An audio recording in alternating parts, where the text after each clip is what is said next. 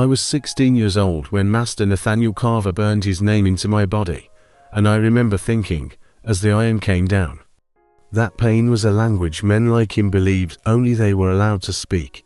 They caught me 3 miles from the plantation, barefoot, bleeding, my lungs tearing themselves apart with every breath, and when they dragged me back in chains, he didn't shout or rage or pretend this was justice. He was calm. That was what terrified me. Calm men do not punish to teach lessons, they punish to establish permanence.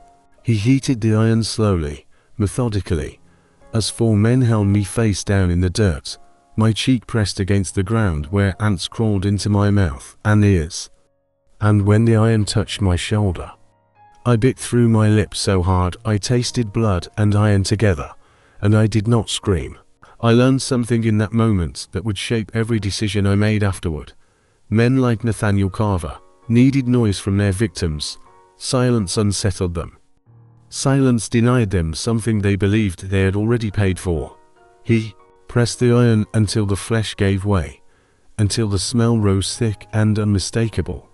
And when he finally pulled back, he looked at me with something like disappointment, as if he had expected tears or begging or collapse, and all he got instead was a girl staring at the sky, memorizing the shape of clouds because she understood, even then, that memory would outlast pain. That was the day I became marked property. The letter C burned into my shoulder like a signature, the same mark he used on his horses and cattle.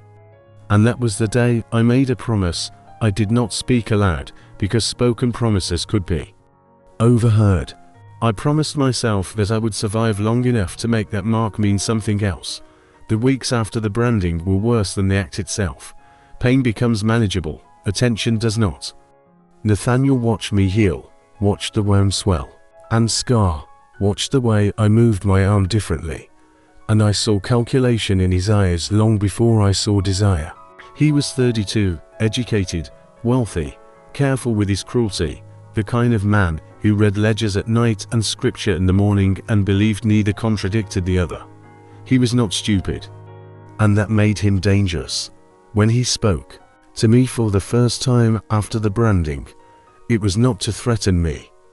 It was to ask, softly, if the wound still hurt. I answered incorrectly. I said no. That lie nearly cost me my life. He smiled, just slightly, and said pain was an excellent teacher, then walked away, and I realized too late that he had been testing me, measuring whether I would lie to protect myself or speak truth and risk punishment. From that day on, I learned to tell only the truths that could not be used against me. 6 months later, he came to my cabin at night, and I understood before he said a word that resistance would not save me. I had seen what resistance earned girls like me. Broken backs, missing teeth, bodies found in the woods and called accidents. So I did something that disgusted me even as I did it. I let him believe I had accepted what he wanted. I learned how to leave my body while it was being used, how to fix my mind on details that did not belong to him, the sound of crickets, the pattern of cracks in the wall, the memory of my mother's hands when she braided my hair before she was sold south and never seen again. I hated myself for surviving that way, and that hatred followed me for years. But survival, I learned, was rarely clean. What I did not expect was that he would return, again and again. Not as a man satisfied, but as a man unsettled. He brought gifts. He asked questions. He lingered. And I made my second mistake. I assumed his interest would burn out. Instead, it sharpened. Beauty is a liability when you are owned. I had known that since childhood, but after the branding, it became a weapon turned against me. He watched me the way men watch problems they believe they can solve if they apply enough pressure. When he remarried Elizabeth Thornton, pale and quiet and already fading, I thought my usefulness had ended. I was wrong. His visits increased, his patience thinned. And one night he traced the scar on my shoulder with a tenderness that made my stomach turn and said something I did not expect him to admit. "Hollow." Odd, that he had not meant to want me, that he had tried to put me back into the category of things he owned, and failed. That was when I understood the real danger. Men like Nathaniel Carver did not forgive women who complicated their self-image. I began to listen more carefully. I cleaned the study when he was gone and lingered near the door when he spoke to his lawyers. I memorized words I did not yet understand. Assets, liabilities, inheritance, will. I stole books and taught myself to read at night by candlelight until my eyes burned worse than my shoulder ever had. I made a mistake then too, trusting the wrong girl to keep watch, and for that mistake I was whipped, not because I had been caught reading, but because someone had noticed I was changing. Pain teaches lessons, but fear teaches structure. I learned to slow down. When Elizabeth died in 1847, there was no mourning in the house, only relief. 6 months later, Nathaniel came to me with a proposal that frightened me more than the iron ever had. He said he wanted to marry me, not as a fantasy or a threat, but as a plan. He spoke of legality, of a priest who owed him money, of documents that could be hidden and used later, and I realized then that he was not acting out of madness. He believed he could control the consequences the same way he controlled land and people. I said yes too quickly, and that almost ruined everything. He noticed. His eyes narrowed, and he asked me why I did not hesitate. I told him the truth this time, or enough of it. That hesitation had never protected me. That answer satisfied him, but it marked me. From that moment on, he tested me constantly, leaving papers where I could see them, asking questions with no right answers, watching how I reacted when he spoke of his cousin Marcus, of debts, of succession. I learned to make myself small again, to remind him of who he believed he was, because men like him only relaxed when they felt superior. The night of the secret ceremony, as Father Donovan mumbled words he barely believed, my hands shook not from fear, but from understanding what I was agreeing to become. I signed my name for the first time in my life, and with that signature, I bound myself to a man who had burned me, knowing that if I failed, I would not be punished as a slave, but destroyed as a woman who had reached too far. When I lay beside him afterward, listening to his breathing, I realized the cost of the path I had chosen. I would have to live inside his house, inside his bed, inside his confidence. And I would have to do it without letting him see the hatred that still lived in me, without letting myself believe that what I was doing made me clean. Survival had kept me alive. Strategy would have to keep me human. That was the beginning of the long game, and I did not yet know how close I would come to losing it, or how much it would demand from me before it ever gave anything back. The morning after the ceremony, I woke before dawn with the unfamiliar weight of quiet pressing against my ears, a silence so complete it felt staged, as if the house itself were holding its breath to see what I would do with the space I had been given.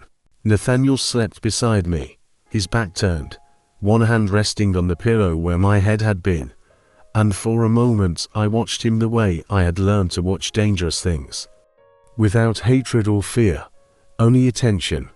I rose carefully, dressed in the simple clothes laid out for me, and stepped into the corridor where the portraits stared down with the practiced judgment of men who had never imagined someone like me walking past their doors. You escorted.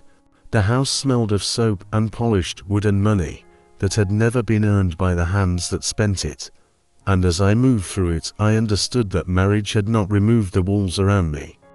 It had only made them taller and more refined.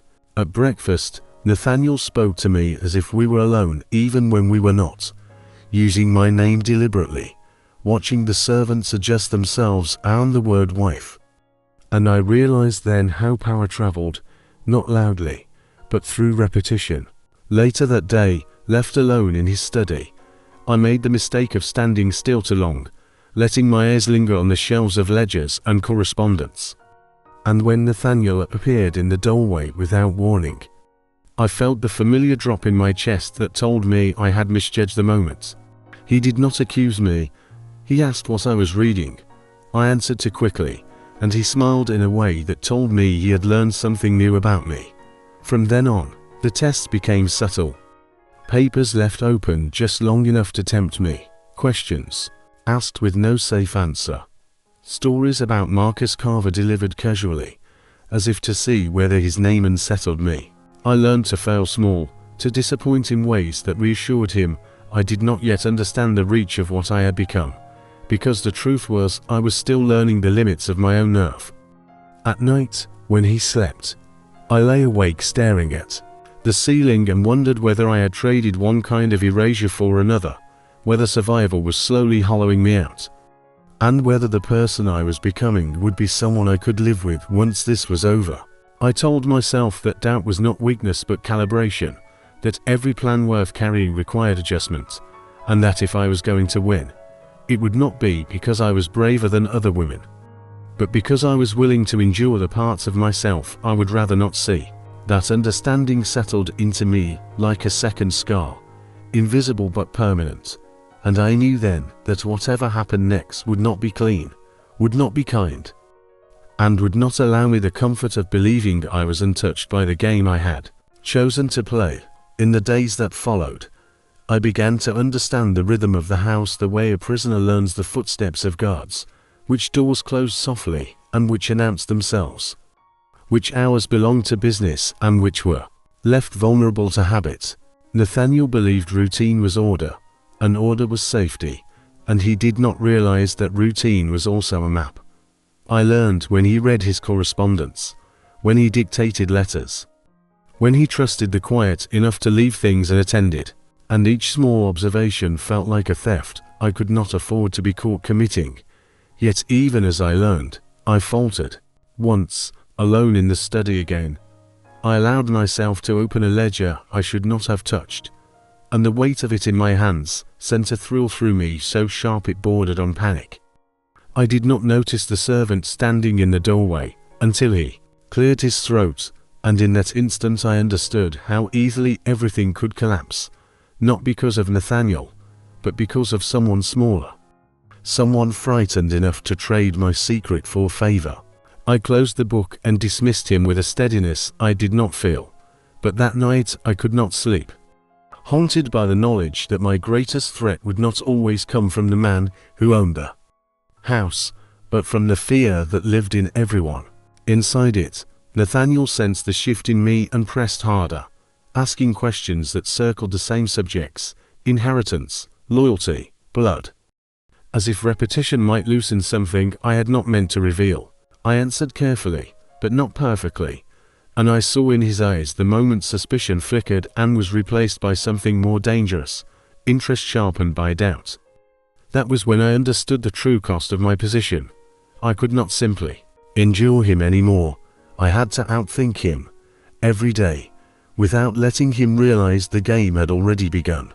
I told myself that this was still the beginning, that I had time to correct my missteps, but a quiet certainty settled over me as I lay awake beside him, listening to his breath, that the board was already in motion, and that the next mistake, whether mine or his, would not be small enough to survive without blood, even if none was spilled. Elizabeth Thornton was alive for nearly 2 years after Nathaniel married her, and during that time I learned that some people can disappear long before they die, not through absence but through neglect so complete it becomes a kind of erasure. She moved through the big house like a ghost who still believed she had a place there, pale hands folded carefully in her lap, eyes fixed on spaces no one else bothered to notice. And Nathaniel spoke to her with the politeness reserved for obligations, rather than affection. I watched her closely at first, not out of sympathy but calculation, because she was a variable I did not yet understand. A woman who technically outranked me, yet seemed powerless even within her own marriage. She coughed often, a dry, hollow sound that echoed down the corridors at night, and servants whispered that she was weak, that she had never been meant for plantation life. But I recognized something else in her, a slow exhaustion that came from realizing you had been married not for love or desire, but for convenience. Nathaniel rarely shared a room with her, and when he did, he returned to me afterward with the restless energy of a man who had fulfilled a duty and resented it. That was my first advantage, though I did not yet know how dangerous it would become. As Elizabeth faded, Nathaniel's attention narrowed, and with that narrowing came risk. I began to believe I understood him too well, and that belief led me into my first serious error. One afternoon, certain of my solitude, I copied a section of correspondence between Nathaniel and his lawyer concerning the structure of his estate, and in my haste I failed to notice the slight irregularity in the ink, the mark that told him someone had handled the page. He did not confront me immediately. Instead, he waited, watching for signs, and when he finally spoke of it, it was during dinner, his voice light, his eyes fixed on me as he asked whether I found legal matters interesting.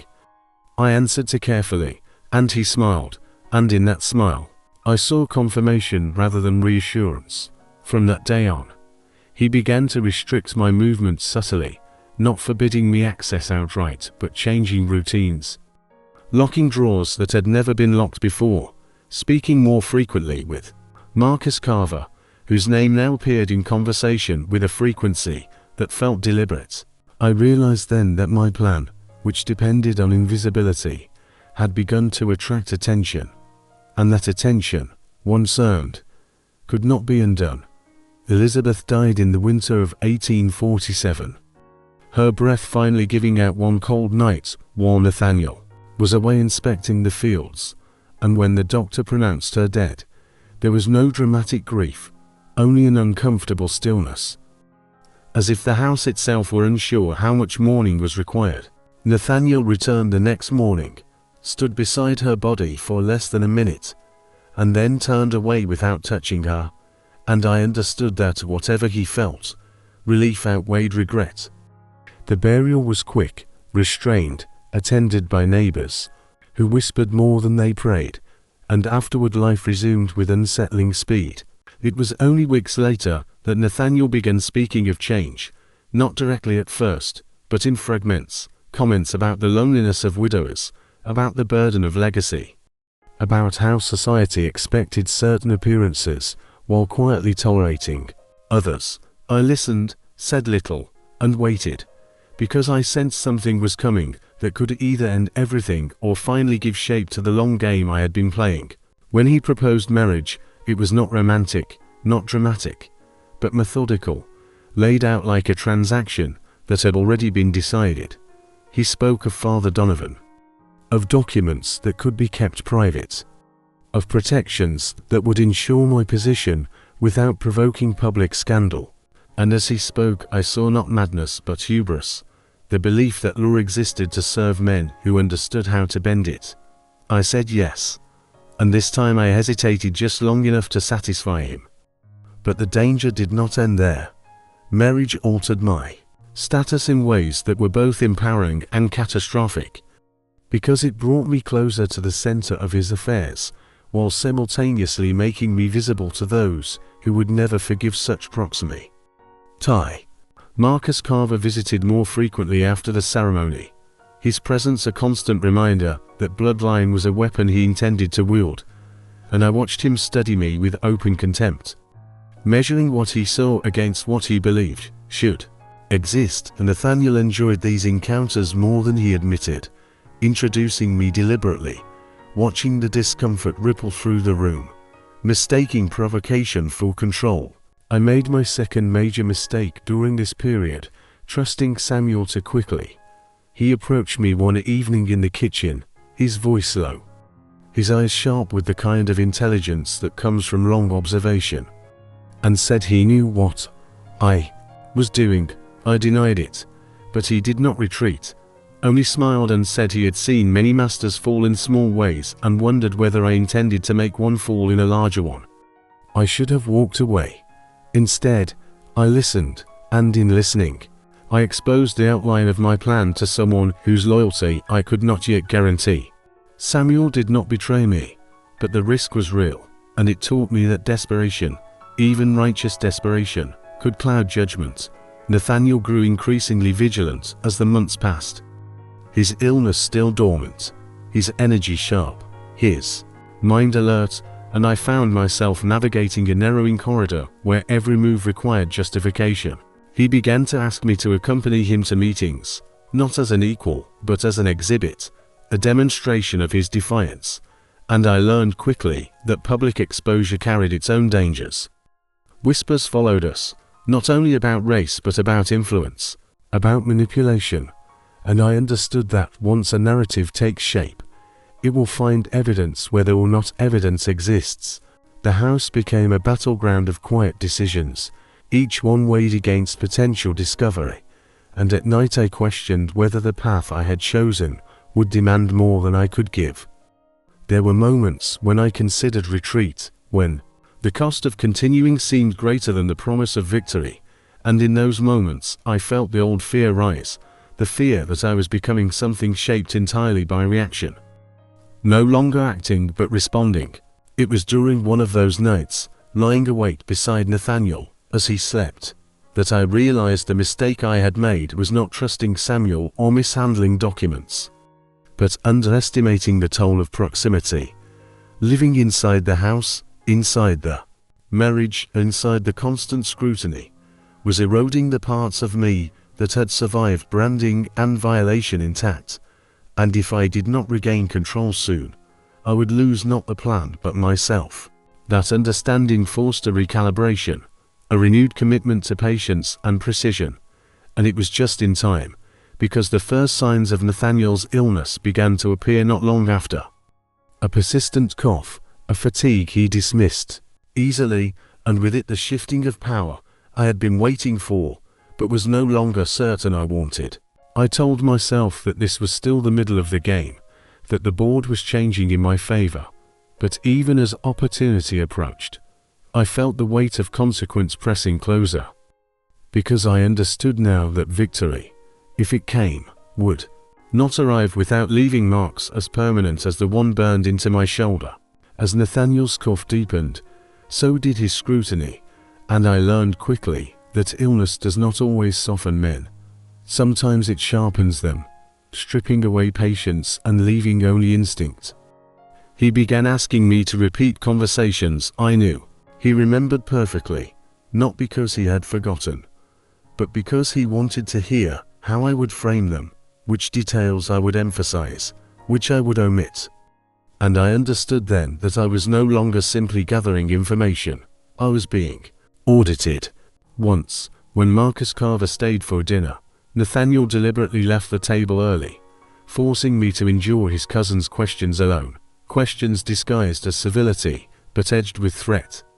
Inquiries about my background, my education, my understanding of my place, and I answered with the careful humility that had kept me alive this long, even as anger burned beneath it.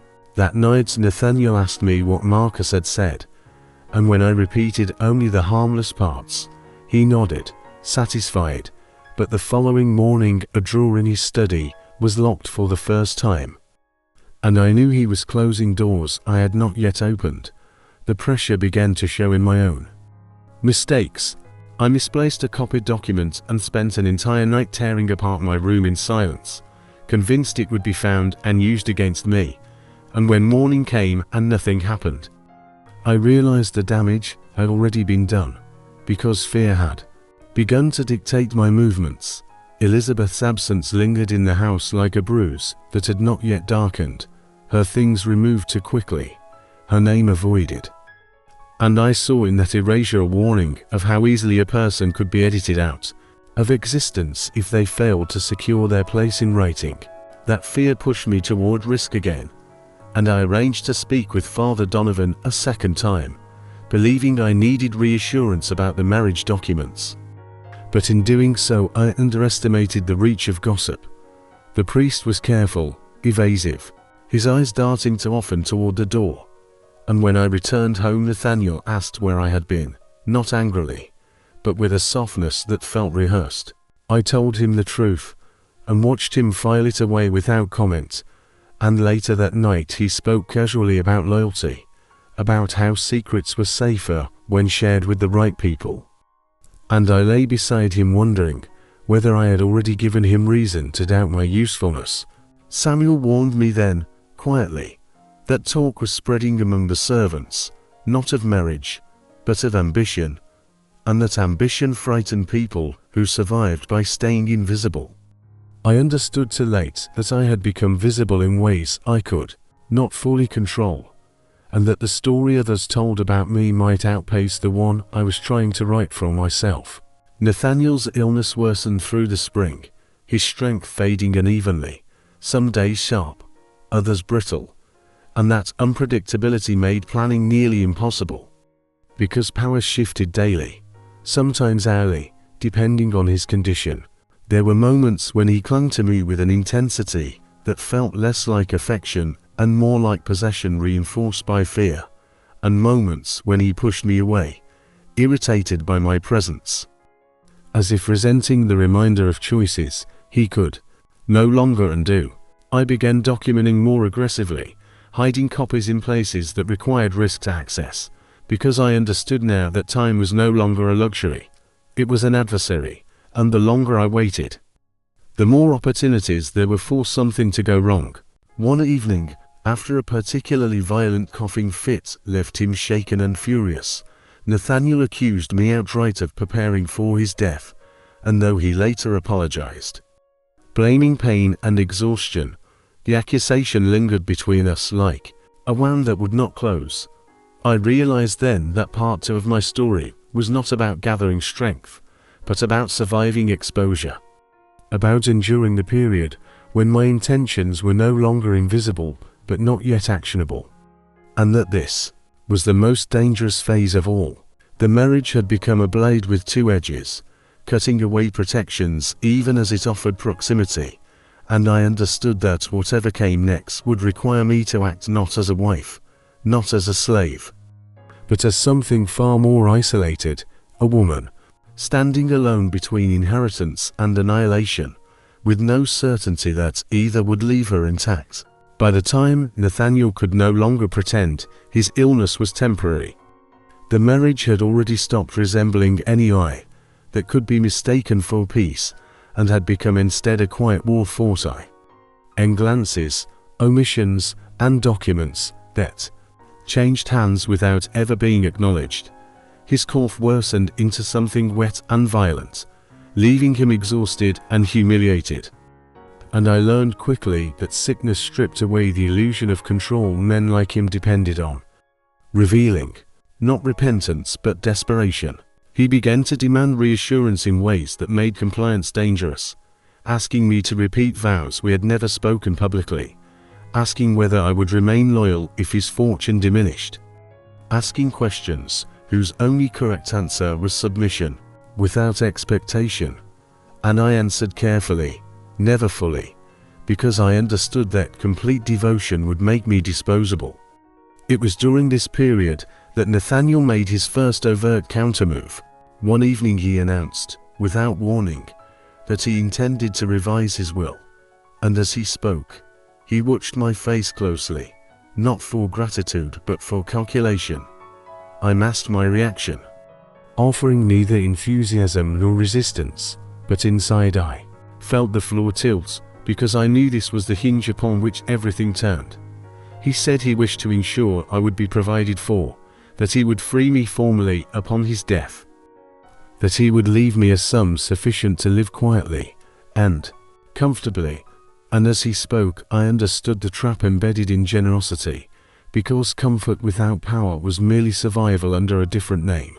I made the mistake of pressing him too soon, asking what would become of the plantation itself, of the people whose labor sustained it, and the air between us hardened immediately. He accused me then of ingratitude, of ambition beyond my station, and though he later softened his tone, the damage was done, because I had revealed that my interest extended beyond his affection and into his legacy. From that moment on, his behavior shifted from indulgence to containment. He began limiting my access to his study, keeping papers on his person, calling his lawyer without informing me. And I felt the plan narrowing, the margin for error collapsing. Samuel warned me that Marcus Carver had begun asking questions among the servants, not about marriage but about loyalty, about who might testify for whom when the time came. And I realized that the conflict had moved beyond the walls of the house, and into the currents that carried information faster than I could control it. I responded by accelerating my documentation, copying records at night, memorizing figures when paper could not be hidden, and hiding evidence in places that frightened me to access. Because I knew that once Nathaniel acted decisively, hesitation would no longer be an option. The strain took its toll in ways I had not anticipated. I found myself snapping at servants whose only crime was proximity, waking from sleep unable to remember where I was. Repulsed by my own reflection in mirrors that showed a woman dressed in comforts bored with silence. There were nights when I considered destroying the documents I had gathered, abandoning the plan entirely, because I feared that what I was becoming might be worse than what I had endured. And that fear nearly cost me everything. It was Samuel who steadied me then, not with reassurance but with honesty, reminding me that the system we lived under did not reward purity, only effectiveness. And that waiting for a clean victory was another way of surrendering. Nathaniel's illness progressed unevenly, days of apparent recovery, followed by nights of choking coughs and rage, and during one such night, weakened and furious, he confronted me openly, accusing me of counting the days until his death. I did not deny it. I did not confirm it either. I told him instead that men who feared being replaced should examine what they had built, and the silence that followed was the most dangerous of our marriage. From that point forward, he treated me less as a partner and more as an adversary, who had not yet declared herself, watching from his steps, testing alliances, reminding me subtly of my vulnerability. He threatened Samuel without naming him, speaking of consequences for those who forgot their place, and I knew then that the game had escalated beyond personal survival and into collective risk. I made the hardest decision of my life shortly after, instructing Samuel to prepare other witnesses quietly, to ensure that when the time came, the truth would not rest on a single voice, even if that meant exposing the plan to more danger. I understood that every person who knew increased the risk of betrayal, but I also understood that isolation would guarantee defeat. Nathaniel sensed the shift again, his suspicion sharpening into certainty, and one afternoon he announced that he intended to acknowledge our marriage to his lawyers, not publicly, but enough to secure his own version of the narrative. The announcement terrified me because exposure without leverage would destroy me, yet resisting it outright would confirm his fears. I agreed, masking my panic, and that night I prepared for the worst, hiding documents, rehearsing testimony, accepting that discovery was no longer hypothetical. When he returned from the meeting, exhausted and pale, he told me that his lawyers had advised caution, that the law would not be kind to unconventional arrangements. And in that moment I saw an opening born not of trust but of fear. I pressed, then carefully, arguing that ambiguity served no one, that clarity in writing would protect his wishes from challenge, and though he resisted, the seed was planted. His illness worsened rapidly after that, the cough turning bloody, his strength fading in ways that could not be hidden, and with it his confidence eroded. He began to cling to the idea of legacy with a desperation that made him reckless, revisiting conversations we had already had, seeking reassurance I could no longer give honestly. I realized then that part 3 of my life was not about planning or patience, but about endurance under open threat, about standing my ground while the ground itself shifted beneath me. Because the next move would determine whether everything had suffered would culminate in liberation or annihilation. By the time spring arrived and the doctors could no longer lie convincingly, I understood that the moment I had been preparing for was approaching, and that when it arrived, it would not offer me clarity or relief, only a final test of whether I could act decisively in a world that had never once offered me mercy. By the time the doctors stopped pretending Nathaniel might recover, The house had already begun to rearrange itself around his absence, not physically but psychologically. As if everyone sensed that authority was thinning, becoming porous, and, therefore dangerous. His cough now tore through him in violent fits that left blood on handkerchiefs he tried and failed to hide. And with every episode his temper shortened, his patience dissolved. And the careful intelligence that had once made him formidable began to fracture into impulse. He spoke more openly then, less guarded. And that openness was not a gift but a liability he did not yet recognize. One afternoon, exhausted and fevered, he told me he had decided to rewrite his will, not because I had persuaded him, he insisted, but because he refused to let Marcus dictate the fate of what he had built. He framed it as defiance, but I heard fear beneath it, the fear of being erased after death the same way Elizabeth had been erased in life. He said he would leave me money, freedom, security enough to disappear quietly. And when I asked again, calmly, what would become of the plantation itself, of the people bound to it, he exploded, accusing me of seeing his death as an opportunity. This time I did not retreat. I told him the truth stripped of kindness, that opportunity was all death ever offered the living, and that if he truly wished to control his legacy, he would need to accept that control meant surrendering some of it. The argument lasted hours, circling the same ground, his voice weakening even as his resistance hardened, until finally he relented, not out of agreement but exhaustion, agreeing to leave me a portion of the estate while insisting the majority pass to Marcus to preserve the appearance of order. It was not enough, and we both knew it. The next weeks became a campaign of attrition, Nathaniel wavering between resolve and retreat, his lawyers pressing caution, Marcus visiting more frequently. Openly hostile now, his contempt no longer masked by civility, Marcus spoke of blood and law as if they were inseparable, reminding Nathaniel that deviation invited destruction. And I saw clearly then that Marcus's power lay not in intelligence but in the certainty of entitlement, the belief that the world would correct itself in his favor if challenged. Nathaniel, weakened and cornered, oscillated between defiance and fear, and in those oscillations I found leverage, not through persuasion, but inevitability.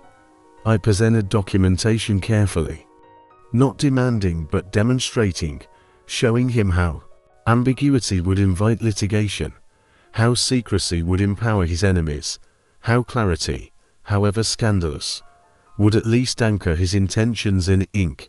When he finally agreed to acknowledge our marriage to his lawyers, the decision detonated consequences faster than either of us had anticipated. Word spread through the legal community, then outward into society, distorted with each repetition, until whispers became condemnation, and Nathaniel's name was spoken with a mixture of fascination and disgust. He was denounced quietly at first, then openly, invitations withdrawn, alliances frayed, and with every rejection his health declined further, the stress accelerating the illness he could no longer outrun. He told me one night that he had underestimated the cruelty of his own world, and though the admission might once have satisfied me, now it only confirmed how fragile his position had become. Marcus responded as I knew he would, filing preliminary objections even before Nathaniel's death, asserting the illegality of the marriage, questioning my capacity to consent, laying the groundwork for a battle he intended to win by attrition. Samuel warned me that men were being approached, pressured, offered incentives to forget what they had seen, and I moved quickly then, securing affidavits, dispersing copies, ensuring that no single act of destruction could erase the record. Nathaniel's final weeks were a study in contradiction, moments of remorse tangled with flashes of the old arrogance, apologies followed by accusations, promises undercut by fear. One night, when the pain was particularly severe, he begged me to forgive him, not for branding me, not for owning me, but for miscalculating the cost of loving something he could not control. And I understood then that even his regret was self-centered. focused on what he had lost rather than what he had destroyed. When he signed the revised will, his hand shook so badly I had to steady the paper. And in that moment the enormity of what was happening pressed down on me with unexpected weight. Because this was not victory. It was transition, the crossing of a threshold beyond which there would be no retreat. Nathaniel died 3 days later, quietly, his breath simply failing to return. And the house responded not with grief but motion, servants whispering, doors opening and closing. Marcus arriving within hours, as if summoned by the absence itself. The funeral was restrained, tense, attended by those curious enough to witness the spectacle but cautious enough to keep their distance, and Marcus's eyes never left me, his hatred now unguarded, his confidence absolute. The reading of the will took place under armed supervision, not because violence was expected, but because everyone understood that order itself was under threat. When my name was spoken, when the portion of the estate was announced, the room erupted, Marcus shouting accusations of fraud, manipulation, perversion, his lawyer already drafting motions to contest every word. I remained silent, not out of fear, but strategy, because I understood that the battle had finally moved into the open, where silence could be as powerful as testimony. That night, alone for the first time since Nathaniel's death, I allowed myself a single moment of reckoning, not satisfaction, not relief, but clarity, because I knew that whatever happened next would no longer be decided by patience or endurance, but by confrontation, by the willingness to stand publicly in a world determined to deny my right to exist within it. The long game had reached its breaking point, and as dawn approached, I understood with cold certainty that survival alone would no longer be enough, because the final act would demand something far more dangerous: visibility. The trial began. In the summer heat, when the air itself felt like a burden meant to exhaust those who lingered too long beneath it. And from the moment I entered the courtroom, I understood that I was not merely defending a marriage or a will, but my right to be seen as something other than an intrusion. Marcus Carver's lawyers spoke first, confident, orderly, invoking law as if it were a birthright, repeating that interracial marriage was illegal in Georgia, that a slave could not consent, that documents signed under secrecy were by definition fraudulent, and they spoke my name only when necessary, referring to me otherwise as the woman, the former property, the subject of influence. My own lawyers responded not with outrage but precision, laying out dates, signatures, witnesses, and the inconvenient truth that Nathaniel Carver had been of sound mind when he chose to do what he did. However offensive society found that choice, the trial moved slowly, grinding through testimony and counter-testimony, and each day I sat in silence, hands folded, spine straight, because I had learned long ago that any visible emotion would be interpreted not as humanity, but as evidence. Samuel testified early, his voice steady as he described what he had seen, how Nathaniel treated me as a wife, how decisions were made jointly, how my authority within the household was recognized even when it was resented, and Marcus's lawyer attempted to break him by reminding him of his former status, of punishments he might face for dishonesty. But Samuel did not bend, and I knew then that even if I lost everything else, the plan had already changed more lives than my own. When it was my turn to testify, the courtroom leaned forward as if proximity might reveal something the record could not, and I answered questions simply, without embellishment, because I understood that the truth, stated plainly, was already difficult enough to accept. When my lawyer asked me to show the scar, the room fell silent, not with sympathy but discomfort, and as I pulled down my dress to reveal the raised letter burned into my shoulder, I felt neither shame nor triumph, only the strange detachment that comes from knowing your body has become evidence. Marcus's lawyer objected, called it emotional manipulation, and the judge overruled him without comment.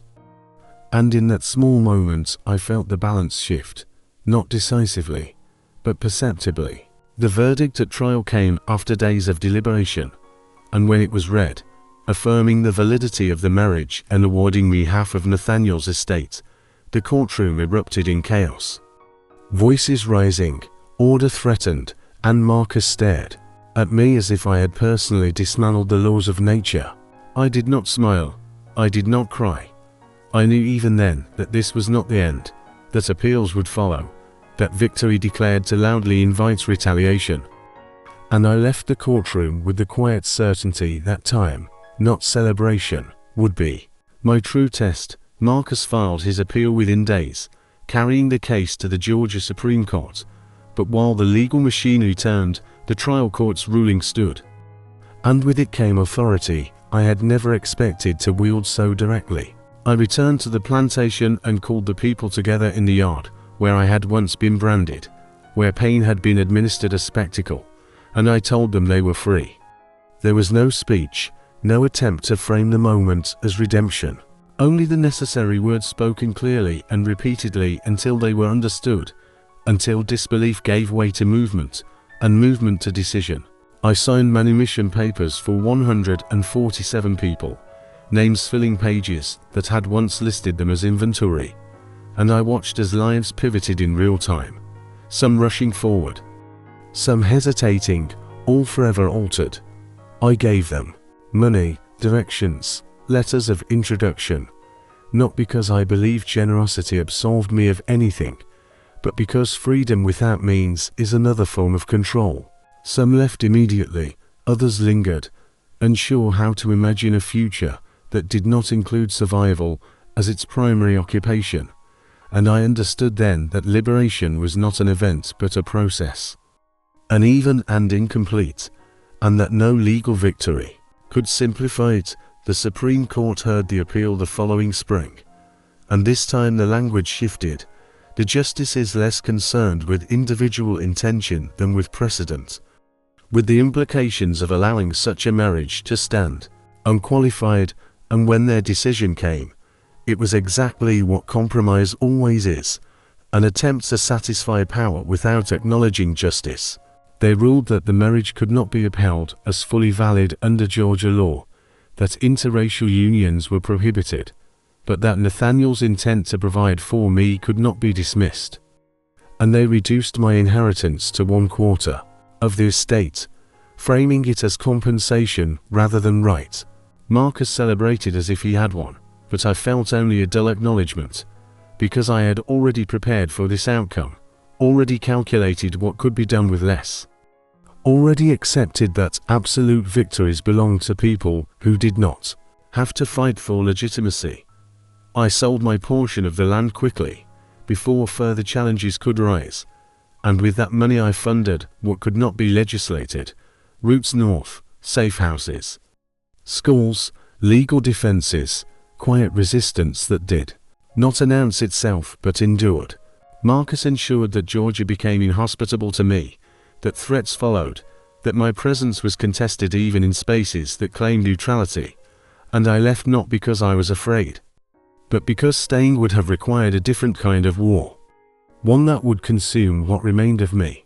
I settled in Philadelphia, living modestly, anonymously when possible, and Samuel joined me not as a servant but as a companion, and together we learned how to inhabit freedom without spectacle. I never remarried. I never had children. I did not seek a life that resembled the one Nathaniel had imagined for me, because I had already lived too many lives that were not my own. I lived long enough to see slavery end, to watch laws change faster than attitudes, to understand that history does not resolve itself neatly but accumulates, layer upon layer.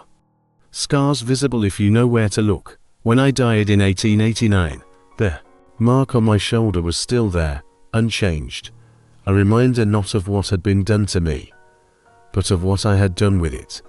And if there is any truth worth leaving behind, it is not that suffering ennobles, but that endurance, paired with intention, can alter the shape of power, even if it cannot erase the cost.